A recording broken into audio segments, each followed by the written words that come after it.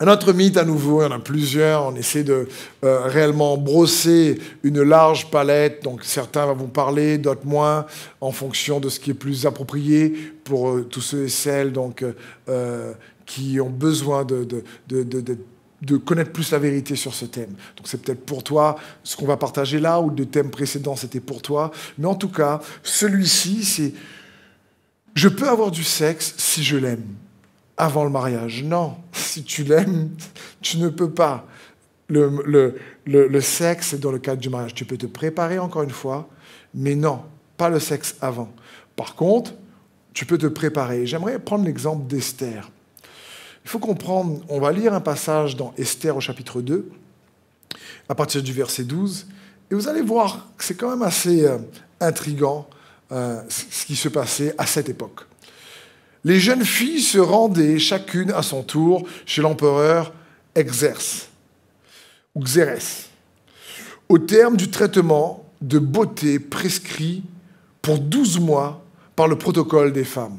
Je veux dire, l'empereur choisissait les filles qui se préparaient pendant 12 mois.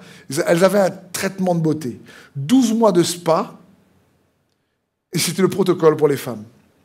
Pour ce traitement, on utilisait pendant 6 mois de l'huile de myrrhe et pendant 6 autres mois des baumes aromatiques et divers produits de beauté employés par les femmes. Puis, lorsque venait le tour d'une jeune fille de se rendre chez l'empereur, on lui donnait tout ce qu'elle demandait pour emporter du harem au palais impérial. Elle s'y rendait le soir et le lendemain matin, elle était conduite dans un second harem et confiée à la responsabilité de Chagaz, l'eunuque de l'empereur chargé de la garde des épouses de second rang. Elle ne retournait plus chez l'empereur, à moins que celui-ci n'en manifeste le désir et ne la fasse appeler par son nom. C'est heureusement qu'on n'est plus à la même époque. Je veux dire, mais l'empereur, il a son harem, des femmes vierges, préparées dans 12 mois, parfum, spa, l'huile au départ, massage, une nuit, et c'est pas pour regarder un film. Parce qu'il faut comprendre qu'à l'époque, il n'y avait pas de film. Une nuit, et ensuite, elles allaient dans la maison d'épouses de second rang. Mais ce qui est intéressant, c'est de voir qu'il y a une préparation. Imaginez Esther, qui doit se préparer pendant 12 mois pour avoir une nuit avec le roi. Et cette nuit-là, elle doit se donner au roi. C'est juste incroyable. Dans le cadre où elle fait alliance, alors elle devient l'épouse du roi, de premier rang, de second rang. Dans le cas d'Esther, c'est bien sûr, elle est devenue l'épouse du roi. Et c'est bon pour nous de comprendre ça. Il faut d'abord se préparer. Ensuite, dans le cadre de l'alliance et du mariage, il est possible d'avoir des relations. Un autre mythe, il faut vivre d'abord ensemble sous la même maison pour savoir si on pourra vraiment vivre ensemble. Et si on est bien, si on peut se marier. Une erreur totale. C'est un peu la mode en ce moment, je vis chez mon ami, chez mon copain, tout ça. Si vraiment on est capable de vivre ensemble, alors on peut se marier. Non, ce n'est pas comme ça. Il ne faut pas être dans juste la même maison pour pouvoir se marier. Ça n'a rien à voir. La meilleure préparation, c'est d'abord ton cœur avec Christ. De préparer, de tout faire pour que le Christ en toi se connecte réellement avec le Christ en l'autre. Parce que le Christ en moi, Steve, ne sera jamais en conflit avec le Christ en mon épouse Sandrine. Alors le Steve dans la chair et la Sandrine dans la chair peut être en conflit.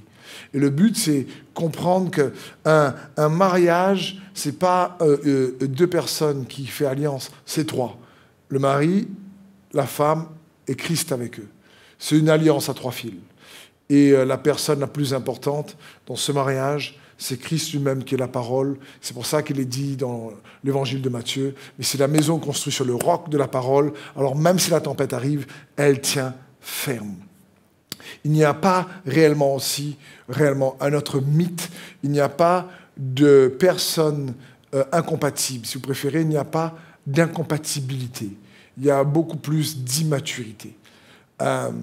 Souvent, je dis, mais je ne suis pas compatible avec lui, ce n'est pas la même personnalité, ce n'est pas le même caractère. C'est vrai, mais je connais des gens, je vous assure, qui n'ont pas du tout la même personnalité, même vraiment le même type d'introverti ou extraverti, même le même type de passion, qui sont diamétralement opposés dans leur façon d'être ou même dans leur passion. Mais avec de l'humilité, la connexion peut être très forte.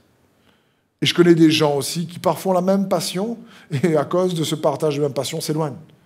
Donc ce n'est pas une question de compatibilité, mais c'est plus une question d'immaturité spirituelle, ou si vous préférez. Le mot est peut-être un peu fort, mais c'est plus, il faut de l'humilité pour qu'une relation puisse bien s'épouser, pour qu'une relation puisse bien s'harmoniser. Et ça, c'est important. L'humilité entre le mari, la femme, ça se construit à partir du célibat, parce que quand quelqu'un est célibataire, il prend ses propres habitudes. Chacun de son côté. Il y a une sorte d'autonomie, ou plutôt même d'indépendance qui est là. Ensuite, quand deux personnes viennent vivre ensemble, chacun de part et d'autre doit apprendre à ne plus vivre pour lui-même, mais pour l'autre. Et il nous faut de l'humilité pour ça. Sinon, on aura tendance à utiliser l'autre pour qu'il vive pour nous. Et c'est ça qui crée des conflits. Sans s'en rendre compte, on utilise l'autre pour nourrir son ego. C'est quelque part de l'orgueil. Et la Bible dit, toute dispute vient de l'orgueil. Mais l'humilité crée la paix, produit la paix et conserve et entretient les relations. Donc, c'est dans ce sens que je vous encourageais à réaliser qu'à côté des relations sexuelles qui se préparent, pour qu'un couple soit compatible ensemble, il y a aussi une dynamique d'humilité dans la relation qu'il faut aussi intégrer dans la construction de cette union entre vous.